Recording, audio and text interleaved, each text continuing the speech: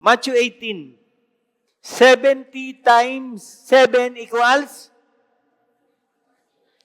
490. 7 times 7, 49. Sabi dyan, 70 ulit, 70 times 7.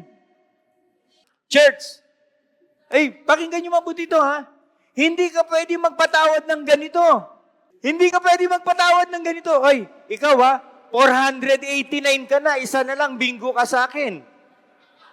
Pambira binilang, 489? Ano yun, tinatara mo? Naka 489 ka na, isa na lang, bingo ka sa akin. Church, anong ibig sabihin ng 7 sa Bible? Anong ibig sabihin ng 70? 70 means fulfillment. Fulfillment. 7 is perfect. Pakinggan nyo to, ha? Kapag nagkasala, lumapit sa'yo, hindi 7 beses, 70 times 7. Fulfillment times perfection, it's unlimited. Overflowing grace.